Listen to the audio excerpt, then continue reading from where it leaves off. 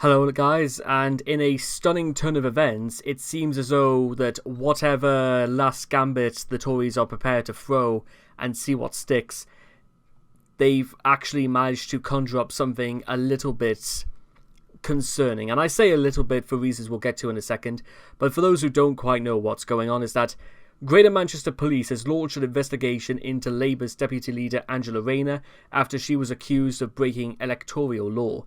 The Conservative Party's deputy chair claims she may have given false information about her main residence. A police spokeswoman said the force was looking at whether any offences have been committed. Now bear that in mind, because the police could literally look into this and say that, well, if Angela Rayner hasn't done anything that breaks any law, then she hasn't done anything wrong and the story is dead. What seems a little concerning, however, is the fact that so many years ago, when this technically took place, would the police concern then? Was this something that, I don't know, maybe the Conservative Party back in at least 2003, is this something that they could have talked about? I mean, you have to wonder about the logistics about why they're only wanting to make mention of this now. They could have made it during the snap general election of 2017. They could have made it during the general election of 2015. They could have made it about the general election took place in 2010. I know that Angela Rayner was not deputy leader in any of those cases, but you could immediately say that the Conservatives could have said, this is the reason why you can't trust Labour, because what other skeletons are they hiding in their closet? Ms Rayner denies any wrongdoing, and Sir Keir Starmer said he was fully confident she complied with the rules. Now, what I find very interesting about this is the fact that Angela Rayner has even thrown her hat into the ring one further and said that she's prepared to quit her position immediately if she is to be found guilty. Now, what I find very interesting about that is the fact that, bear in mind, she's going to hold her hands up to it and she's going to cooperate and leave if there are any wrongdoings found immediately. Now, say what you will, but I think it says a lot more tact if Angela Rayner admits fully wrong that if it turns out she has broken done anything wrong or broken any law, then I think she'll just simply say, you know what, fair enough, and she will go quietly into the night. Remember the fact that Boris Johnson broke his own laws and he had to pay a fine that was paid by the taxpayer, and he still remained Prime Minister? I just want you guys to understand this, because there is such a great air of hypocrisy that no doubt it runs rampant whenever anything revolving the Conservatives is mentioned nowadays. But you've also got to wonder if Jeremy Hunt or anyone else from if this had happened to anyone in the Conservative Party now, do you think they would have the balls to put their neck on the line and say, I'll quit my job if I'm found guilty? Or even from any of the other parties? That is, of course, if Rayner is found guilty. Now, just bear these in mind, because this is more subject that's more up for the police to decide. They will be the ones to decide this. But remember when they tried to have Northumbria Police launch an investigation over Keir Starmer, even though he applied completely by the rules? And the Daily Mail went on this crusade to say day 3 of this investigation, as though this was the O.J. Simpson trial. No, I would look forward to seeing what the front of the papers would say for the next couple of days, because they'll be wanting to drive as much attention away from the post office scandal to all other scandals or any negative coverage about the Conservatives that you could possibly shake a stick at. Because that's a good point, ladies and gentlemen. While all this is going on, the post office scandal is making a lot of this Conservative government look even worse, because you gotta wonder when all these false arrests were starting to take place, but that's besides the point.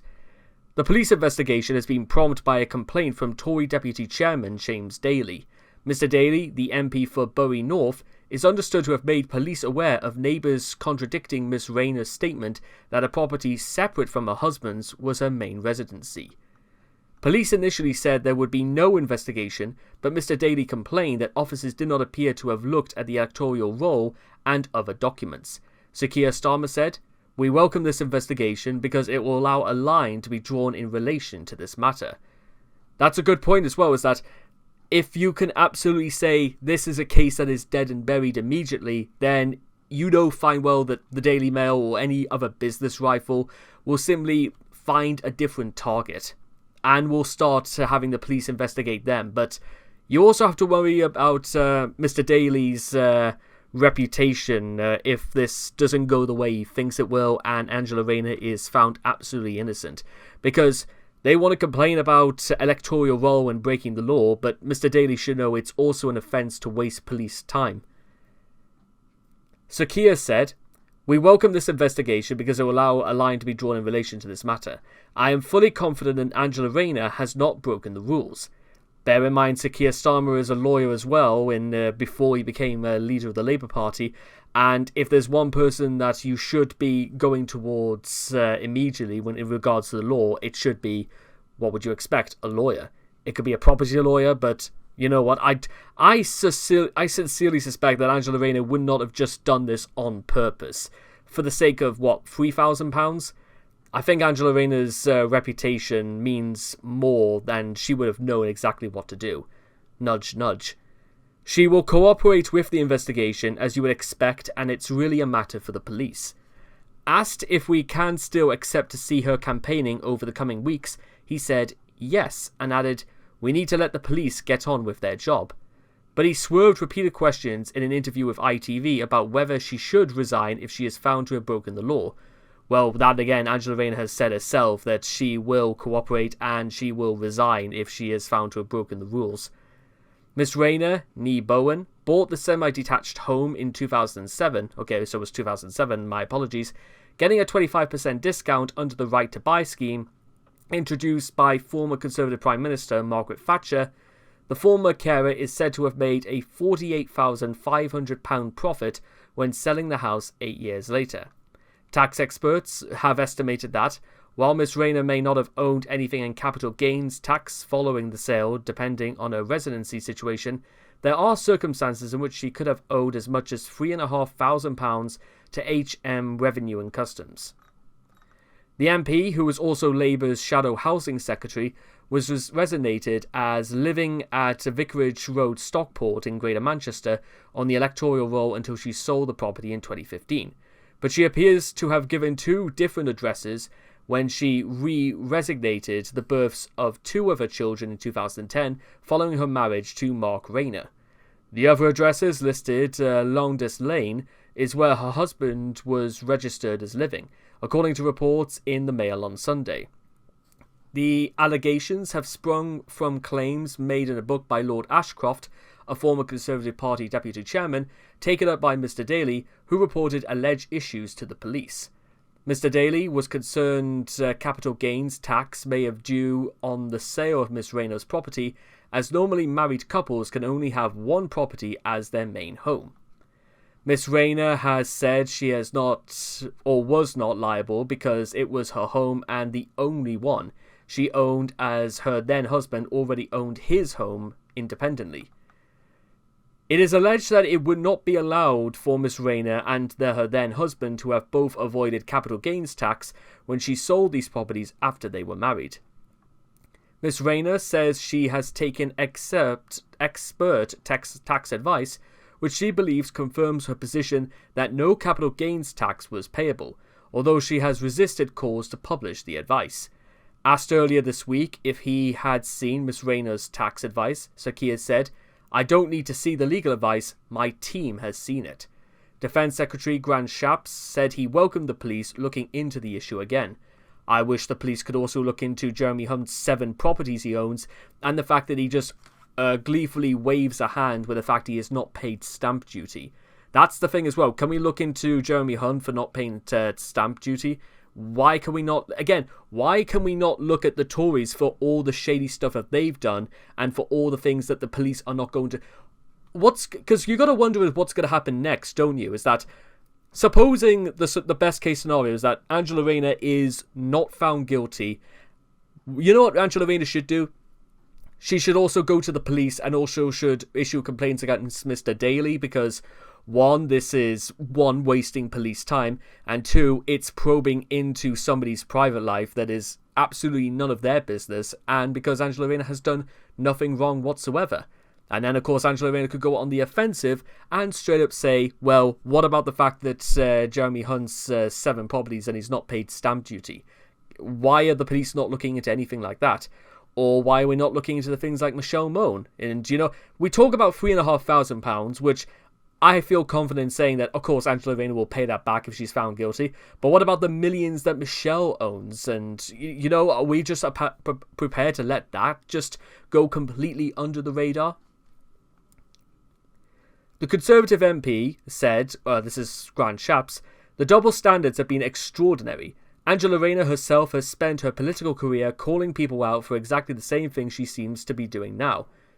Bear that in mind, ladies and gentlemen. She seems to be doing now. Seems is not the same as 100% concrete fact. What Grant Shapps has said is that he assumes that Angela Rayner is merely acting the Messiah when she is just as guilty as anybody else. But you know what?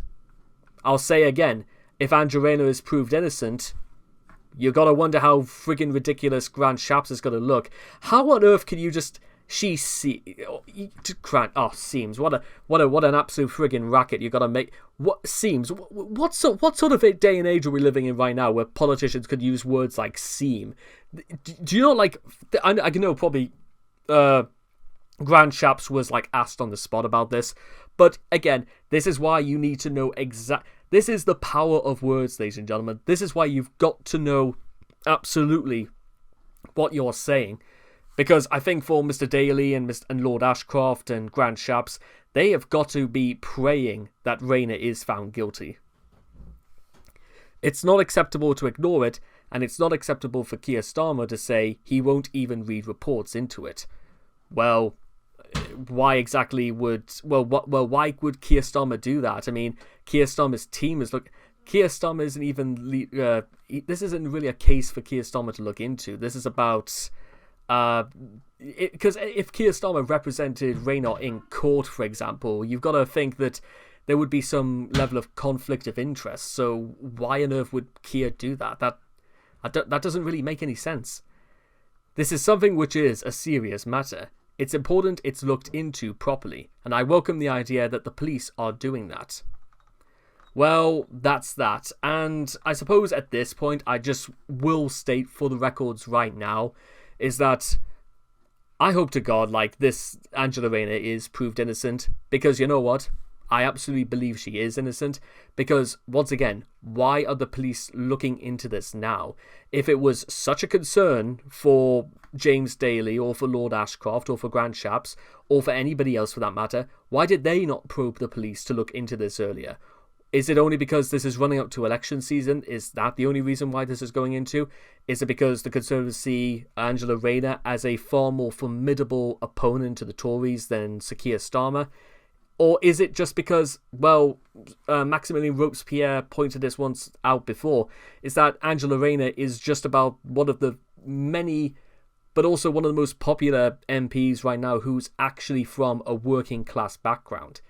Is it that? Well, I don't know for certain, but I've just got to say, for the love of God, Angela, please don't let me down, and don't let other members of Labour down as well, because come on, Angela, we know you've got to know better than that. And well, that's all I got to say about now. This is a matter for the police to look into, and well, let justice be served whether she is innocent or guilty. So that, as they say, is that.